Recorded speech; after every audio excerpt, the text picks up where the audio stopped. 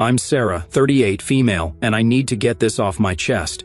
You know those family dynamics where one kid can do no wrong while the other might as well be invisible? Yeah, welcome to my life. Everything was actually pretty normal until I was 8. I was an only child, and while my parents weren't exactly the warm and fuzzy type, they were present, I guess. Mom would help with homework. Dad would take me fishing at Lake St. Clair sometimes. We weren't the Brady Bunch, but we were okay. Then came the night that changed everything. I remember it like it was yesterday. My Aunt Kelly showed up at 2 a.m., telling me to pack a bag because Mom was in the hospital. My sister Rachel was coming, but something was wrong. She wasn't supposed to arrive for another 2 months. The next few weeks were a blur of hospital visits and whispered conversations. Rachel was tiny, like really tiny. She looked like one of those baby dolls I had, except with all these tubes and wires. I wasn't allowed to touch her or even get too close. That was the first time I felt it, the invisible wall going up between me and the rest of my family. When they finally brought Rachel home, our house transformed into this sterile bubble. Mom became obsessed with germs. I'm talking industrial-strength disinfectant everywhere, hand sanitizer stations in every room, constant cleaning. The sharp smell of bleach still gives me anxiety to this day. But here's the part that really messed me up. Every time I showed even the slightest sign of being sick, I was shipped off to either Grandma Marie's or Aunt Kelly's place. And I mean every time. Sneeze once? Pack your bags. Slight cough? Off to Grandma's you go. At first, I actually thought it was fun. Grandma Marie would bake cookies, and Aunt Kelly had this cool collection of Nancy Drew books I was working my way through. But kids aren't stupid. After a while, you start to realize what's really going on. You're not being sent away for adventures, you're being treated like a threat, like your very existence might harm your precious sister. I tried everything to get their attention in healthier ways, seriously, everything. Got straight A's? Mom would barely look up from Rachel's latest doctor's appointment schedule. Won first place in the science fair with a project on renewable energy. Dad just asked if I could keep the display board in the garage because Rachel was sensitive to cardboard dust. Is that even a thing? The real kicker came when I was 12. I'd been practicing for months for the school talent show, teaching myself to play bridge over troubled water on the piano. Yeah, kind of on the nose, I know the night of the show Rachel had a fever of 99.1 degrees Fahrenheit. Guess who didn't have anyone in the audience? Meanwhile, 2 weeks later, the whole family, including both sets of grandparents, showed up for Rachel's 15-minute flute recital where she basically murdered hot cross buns. Rachel figured out pretty quick how to work the system. By age 7, she had completely outgrown any actual health issues, but that didn't stop the show. Headache? Must stay home from school. Feeling tired? Someone else, guess who, needs to do her chores. Stressed about a test? Mom would literally call the school to get the deadline extended. I started spending more and more time in my room, burying myself in books about art history and antiques. Funny how life works out sometimes. My room became my sanctuary, mostly because Rachel claimed she was allergic to my lavender air freshener, so it was the one place she wouldn't invade. You know what's really messed up? Part of me was actually grateful when she'd fake being sick. At least then I'd get sent to Grandma Marie, where someone would actually ask me about my day or care about what I was interested in. Grandma was the one who first got me interested in vintage jewelry. She had this amazing collection of costume pieces she'd let me organize and catalog. I should have seen that as foreshadowing, I guess. The worst part wasn't even the obvious favoritism. It was the way they rewrote history to justify it. Rachel just needs more attention because she had such a rough start. Sarah's always been so independent. Sarah understands that her sister has special needs. No, I didn't understand. I was a kid who couldn't figure out why having a healthy immune system made me less worthy of love. Looking back now, I can see how those years shaped me. The constant message that I was somehow dangerous or inconvenient to have around, that doesn't just disappear. But hey, at least it taught me to be self-reliant. When nobody's checking your homework or caring about your achievements, you learn to be your own cheerleader pretty quick. High school? Most people either loved it or hated it. Me? I saw it as my ticket out. While Rachel was building her empire of drama in middle school, I was laying the groundwork for my escape. And let me tell you, nothing motivates you to succeed like knowing nobody's going to do it for you. Remember how I mentioned spending time organizing Grandma Marie's jewelry collection? Well, that actually taught me something important, the value of systematic organization and attention to detail. I applied that same mindset to everything in high school. My desk at home looked like something out of an organization magazine. Color-coded notebooks, perfectly arranged study schedules. Everything had its place. Rachel used to make fun of me for it, calling me Rain Man. Real nice, sis. But here's the thing about being invisible. Nobody's watching you fail or succeed, so you might as well do whatever the hell you want. I joined every club that wouldn't conflict with my part-time job at Carson's Diner. Shout out to Carol, the owner, who actually remembered my birthday when my own parents forgot. Debate team? Check. National Honor Society president? Check. School newspaper editor-in-chief?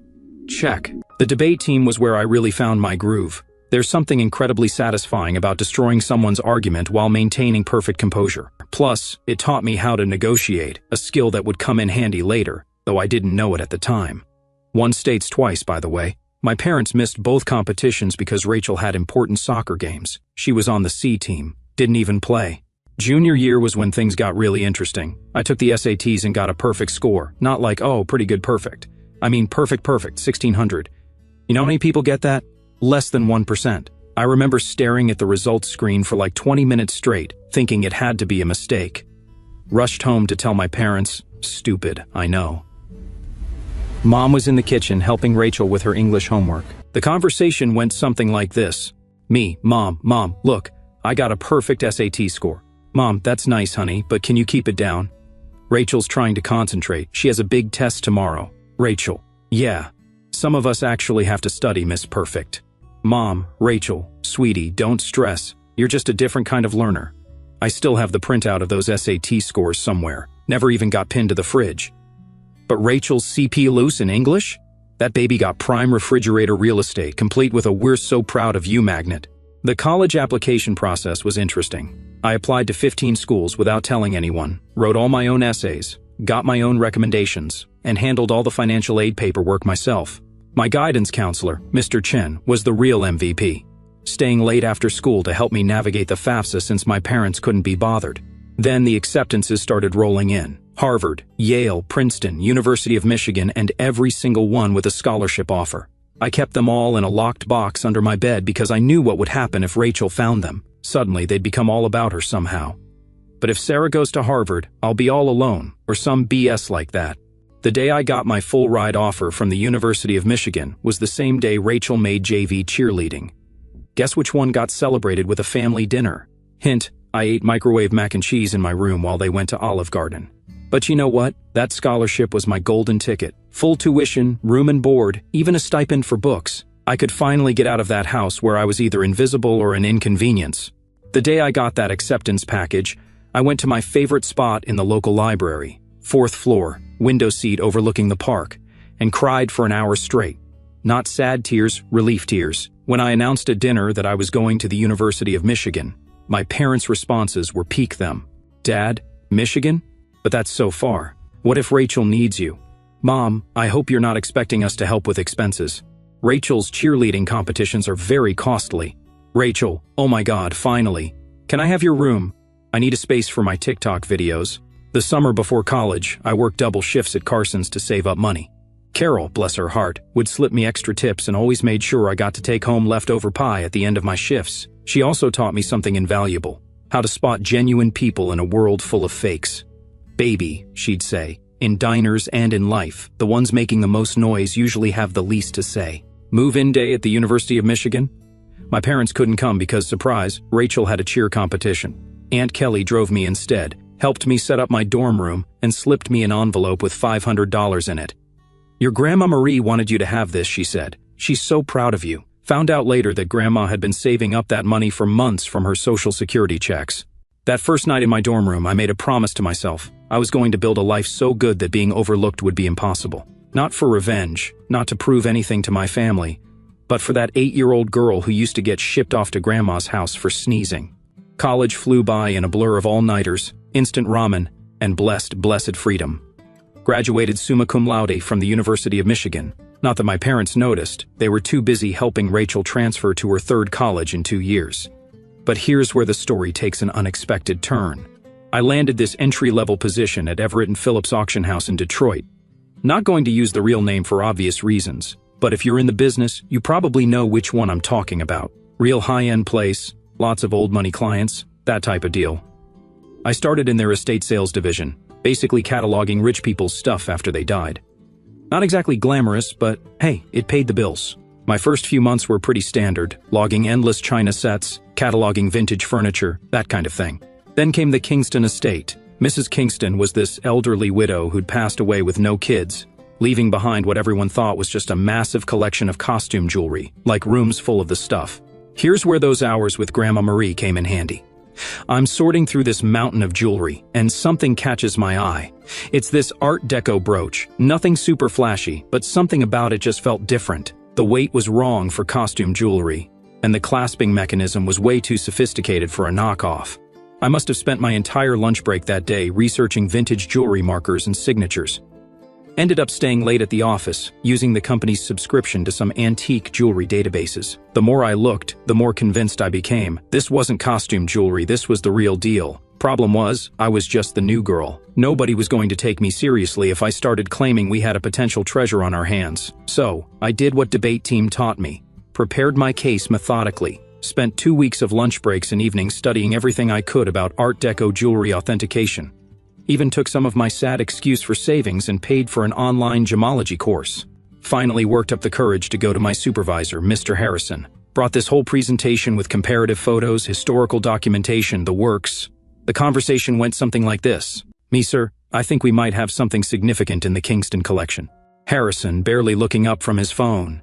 "Sarah, we've already cataloged those as costume pieces."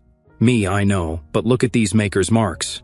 They match perfectly with Cartier's 1925 signatures and the stone setting technique." Harrison, finally paying attention. "Where did you learn all this?" "Me, I did some research. Long story short, that costume brooch sold for $47,000 at auction. Turns out it was part of a limited collection made for some European duchess in the 1920s.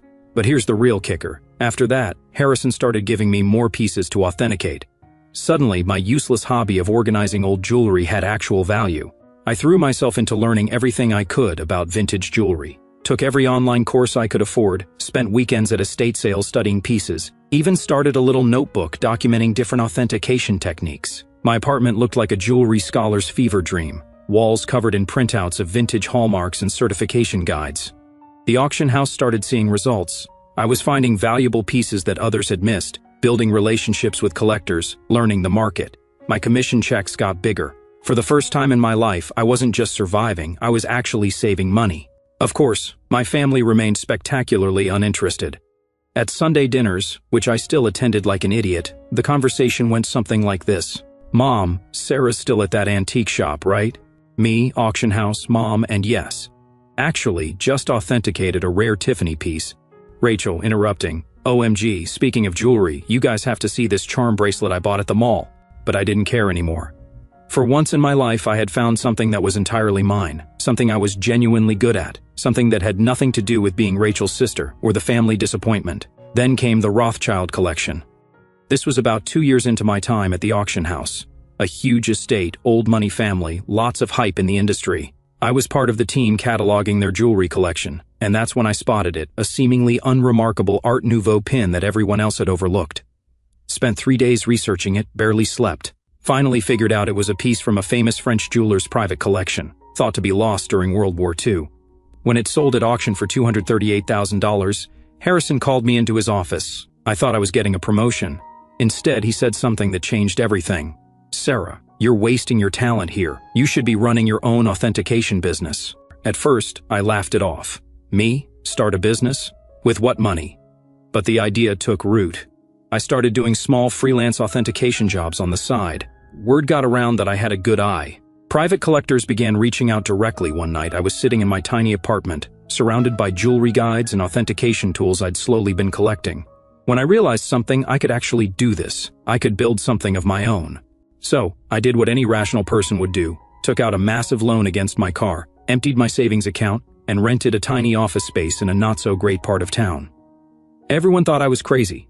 Maybe I was. It was a converted storage room above a Chinese restaurant, no bigger than a college dorm room. The rent was cheap because it smelled like Kung Pao chicken 24/7, and the Wi-Fi only worked if you sat in the corner by the window. But it was mine. Those first few months were interesting, and by interesting I mean terrifying. I'd wake up at 4 a.m., in cold sweats, calculating how many months until my savings ran out. The loan payments felt like a noose around my neck. My office furniture consisted of a card table I got from Goodwill and a chair I literally found on the curb. Cleaned it thoroughly, don't worry. But here's the thing about the high-end jewelry world, it's all about reputation and connections. My time at the auction house had given me both. Started small, doing authentication work for local antique dealers. My rates were lower than the big firms, but my attention to detail was becoming known. Word spread. The turning point came 6 months in. A dealer I'd worked with at the auction house called about a collection of Victorian-era brooches. The owner wanted authentication before selling. Turned out to be a huge collection, like 3 generations of family pieces. Huge. I worked on it for 2 weeks straight, barely sleeping, documenting everything. Found 2 incredibly rare pieces that had been misidentified as later reproductions. The owner was so impressed with my detailed report that she not only paid my fee but also gave me a 10% commission when the pieces sold. That commission? $86,000. More money than I'd made in the previous 2 years combined. Suddenly, my phone started ringing more. A lot more. Private collectors who'd heard about my eye for overlooked pieces, estate lawyers wanting consultation on inheritance pieces, even my old auction house started sending me authentication work. Pretty sure Harrison was secretly helping spread the word. Thanks, boss.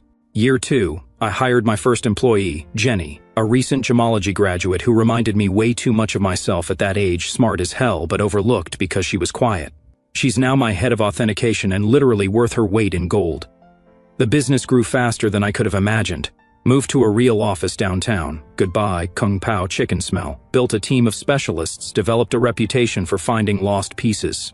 You'd be amazed how many important historical jewelry pieces are sitting in people's attics, misidentified as costume jewelry.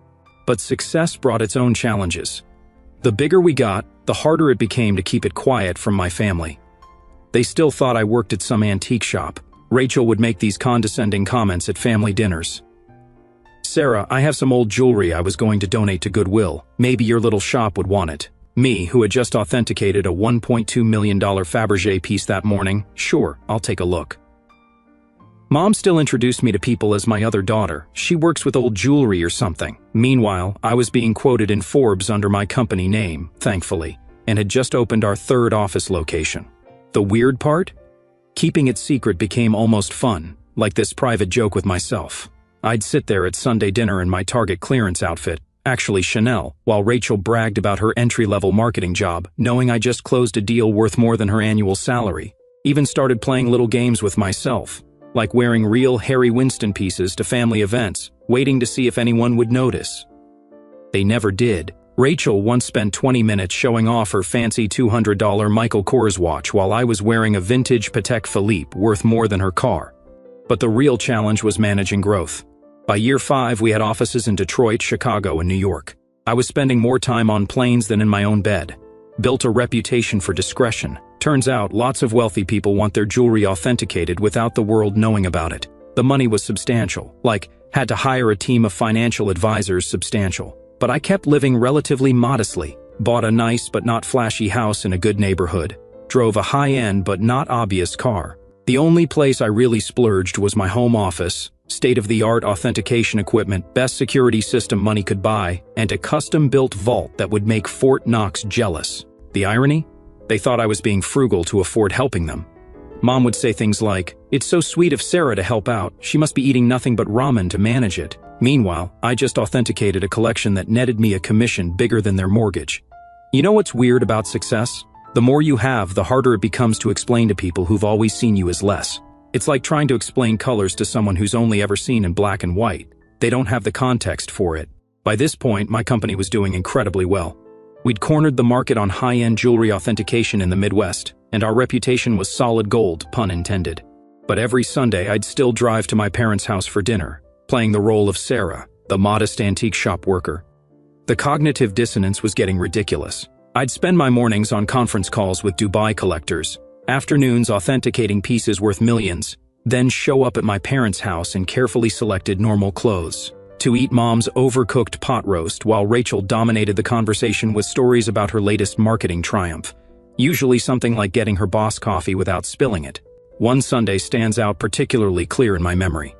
I had just finished a major deal, authenticated a lost Cartier piece that had been sitting in someone's safety deposit box for 40 years. The commission alone was 7 figures. Drove straight from that meeting to my parents' house, still riding the high of the successful authentication. "Mom, Sarah, honey, is everything okay? Your clothes are looking a bit worn."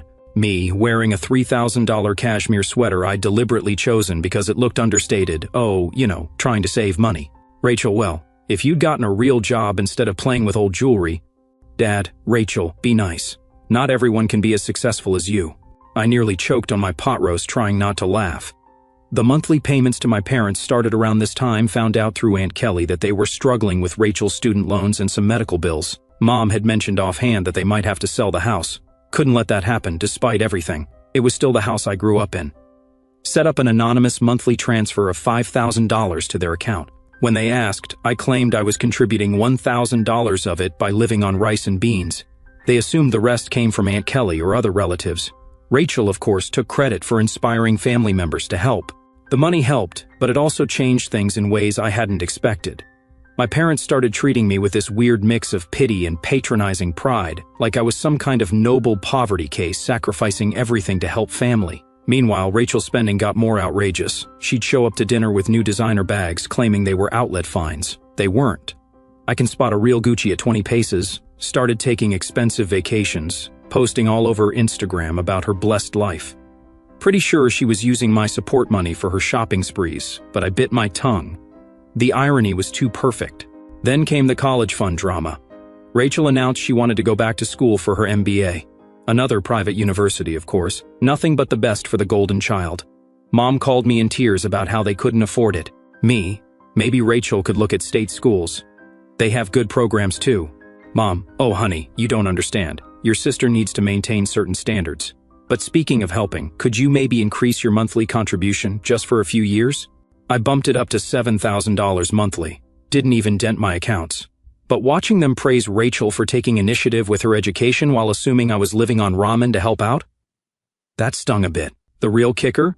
I was teaching a guest seminar at the same business school Rachel wanted to attend. Not that my family knew that. The dean personally asked me to lecture about luxury goods authentication and business growth. Had to make up an excuse about why I couldn't make it to Sunday dinner that week. My own success started feeling like this separate life, like I was some kind of corporate superhero with a secret identity. By day, I was running a multi-million-dollar authentication empire. By night, well, Sunday evenings, I was just Sarah, the disappointing daughter who worked at some antique shop. The weight of the lie was getting heavier, though. Every time Rachel made a condescending comment about my career, every time Mom apologized to her friends about my modest lifestyle, every time Dad suggested I look for a real job, it got harder to stay quiet. Looking back, I think I always knew it would end dramatically. I just didn't expect it to implode quite so spectacularly at Thanksgiving. It started 2 weeks before the holiday. Mom called, crying about her back pain. She'd been diagnosed with a herniated disc, and the thought of cooking Thanksgiving dinner for 20 people was overwhelming her. Now, I'd love to tell you I offered to help purely out of kindness, but honestly, I was tired of pretending her dry turkey was edible. Me, why don't I handle the food this year? I can have it catered. Mom, oh honey, we can't afford a caterer. Me, don't worry about the cost. I've been saving up. Mom, sounding concerned. You're not taking out a loan, are you? I arranged everything through this high-end catering company I use for my business events. They do amazing work. The kind of food that makes you wonder why you ever bothered cooking yourself. Cost more than what my parents thought I made in 2 months, but whatever. Thanksgiving morning arrived and I was actually feeling pretty good. Had my laptop with me because I needed to monitor an important online auction in Hong Kong. This incredible Art Nouveau necklace was up for sale, and I had a client very interested in authentication if they won the bid. The food arrived exactly on time, everything perfectly prepared. Rachel, of course, had to comment, "Store-bought stuffing, really, Sarah? Mom's is so much better." This from the girl who once set off the smoke alarm trying to make toast. Mom kept apologizing to everyone about not cooking herself, but you could tell people were actually enjoying the food. Even Rachel shut up once she tasted the maple-glazed Brussels sprouts, which, by the way, cost more per plate than her weekly grocery budget. I stepped away between dinner and dessert to check my laptop. The auction was getting interesting, and I needed to be ready if my client won.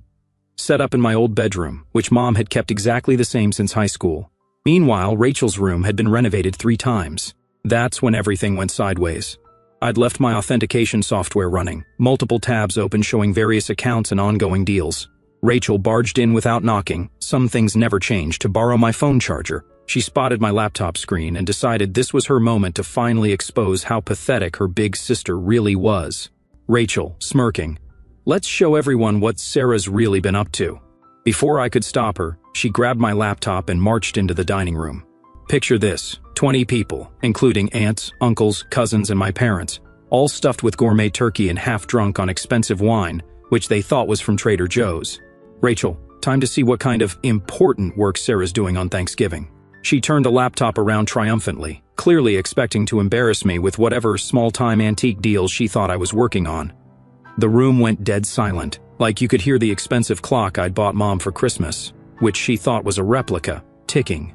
My screen showed, current account balance, $12.4 million, pending authentication contract, $485,000. Recent transaction, $1.2 million, that Hong Kong auction company quarterly profit report, $4.2 million. Rachel's face went through about 5 different emotions in 3 seconds. The last one settled somewhere between shock and nausea. She actually swayed a bit on her feet. Rachel barely whispering, This can't be right. Mom, Rachel, honey, what is it? Rachel, voice cracking. She's rich. Sarah's rich. The silence got even deeper, if that was possible. Then Mom started laughing, like actually laughing. Mom, don't be silly. Sarah works at that little antique shop. I stood up slowly, straightening my simple cashmere sweater that cost more than their monthly mortgage. Me, actually, Mom, I own one of the largest jewelry authentication companies in the country. Have for years. Those antique shop comments? I authenticate pieces worth millions. That little business you never asked about? It has offices in 3 cities. Dad choked on his wine. Aunt Kelly dropped her fork. Uncle Mike started coughing uncontrollably. Then Mom's laughter turned into something else. Her face went red, then purple. She stood up so fast her chair fell over. Mom screaming, "You have millions, and you let us struggle?" Me, struggle? I send you $7,000 every month. Mom, while sitting on millions? Your sister has student loans.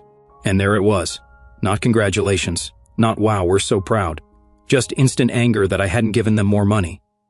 Rachel started crying. Shocking, I know. Saying something about how I had betrayed the family. Dad joined in. How could you be so selfish? We're your parents. We raised you. That's when I lost it. Years of being overlooked, dismissed, treated like the family disappointment. It all came pouring out. Me raised me? You shipped me off to grandma's every time I sneezed. You missed every achievement, every award, every milestone because Rachel might feel left out. You never saved a penny for my college but took out loans for her private school. And now you're mad that I built something for myself? The next 10 minutes were chaos. Mom screaming about family obligations, Dad ranting about ungrateful children, Rachel alternating between sobbing and demanding to know exactly how much money I had. Meanwhile, the expensive catering staff were trying to serve dessert, looking extremely uncomfortable. I grabbed my laptop, picked up my Hermes bag, which Mom had earlier complimented as a nice replica, and walked out. Behind me, I could hear Mom already planning how to spend my money. Something about Rachel's MBA and a new car. As I drove home in my sensible car, actually a limited edition BMW, my phone started blowing up with messages. The family group chat exploded. Rachel started posting on Facebook about hidden family wealth and selfish siblings. But you know what the craziest part was? I felt relieved, like I could finally breathe properly for the first time in years. The days following that Thanksgiving were like watching a hurricane hit in slow motion, except the hurricane was my family and the debris was my sanity. Let's start with the text messages. Within an hour of leaving dinner, my phone had 47 missed calls and over 200 messages. Mom went through this fascinating progression. 7:42 p.m. How dare you walk out on family? 8:15 p.m. We need to talk about this like adults. 9:03 p.m. Your sister deserves a share of your success. 10:30 p.m. I've already called a realtor about houses in better neighborhoods. 11:45 p.m. Why aren't you answering? This is your mother. Rachel, meanwhile, had gone full social media warrior. Posted this epic rant on Facebook about how her millionaire sister had been hoarding wealth while watching her beloved family struggle. The comment section was wild. Distant relatives and old high school classmates suddenly had very strong opinions about my moral character. But here's the part that really got me. Rachel actually posted all those years of me trying to help her career, giving her advice about moving up from that little antique shop, and she was secretly wealthy. The betrayal hurt so much. I nearly threw my phone across the room. The only career advice she'd ever given me was suggesting I try selling jewelry on Etsy. Then came the flying monkeys. If you're not familiar with the term, it's when toxic family members send other people to guilt trip you. Aunt Susan, who I see maybe once every 3 years, called to tell me about how family is everything. Uncle Bob, who I'm pretty sure still thinks I'm 12, emailed a long lecture about the importance of sharing wealth. Even my third cousin's wife's sister somehow got my number to share her thoughts on family duty. But the real fun started when they showed up at my office Monday morning. I walked in to find Mom, Dad, and Rachel sitting in our reception area. They told Jenny, my receptionist, they had an appointment for authentication services. Rachel was clutching her Michael Kors bag like it might actually be worth something. The conversation went about as well as you'd expect. Mom, we've discussed it as a family. Me, a family discussion without the family member you're discussing? Mom, ignoring me, and we think it's only fair that you set up trust funds for everyone. Rachel needs at least $2 million to start her new life properly. Dad and your mother and I would like to retire. We're thinking a beach house in Florida. Me, did you miss the part where I've been sending you $7,000 monthly? Rachel, that's nothing compared to what you have. You owe us. Me, I owe you. For what, exactly? The years of being ignored? The missed graduations? The constant comparisons? Mom, don't be dramatic, Sarah. We gave you everything. Me, no, I gave myself everything. And you know what? I'm done. Right there in my own office lobby, I pulled out my phone and canceled the monthly transfers to their account. Mom actually gasped like I'd slapped her. Rachel started doing her fake crying thing, but stopped real quick when she realized it wasn't working. That's when it got ugly. They refused to leave. I had to call security. Watching my 60-year-old mother being escorted out while screaming about ungrateful children was surreal. Jenny asked if I wanted to press charges. I said no, but had their names added to the building's do not admit list.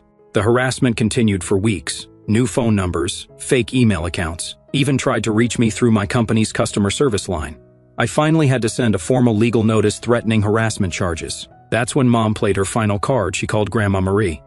But here's the thing about Grandma Marie, she's smarter than all of them combined. Her response? Good for Sarah. About time someone in this family succeeded on their own terms. Mom didn't speak to her for 2 months after that. It's been 6 months since Thanksgiving. I moved to a new house with better security, changed all my numbers. The company's doing better than ever. Turns out my family drama actually brought in some high-profile clients who appreciated my discretion with the whole situation. Rachel's still posting passive-aggressive updates about toxic wealth and family betrayal. Last I heard, she's telling everyone she's starting her own jewelry authentication business. Good luck with that. Mom and Dad finally stopped trying to contact me when I had my lawyer send them a formal letter detailing exactly how harassment charges would affect their lives. They're now telling everyone they never wanted my money anyway, and how they're praying for my soul. But you know what? For the first time in my life, I feel free. No more Sunday dinners filled with subtle jabs. No more downplaying my success. No more funding the Rachel show. My therapist says I'm finally setting healthy boundaries. I say I'm finally living authentically.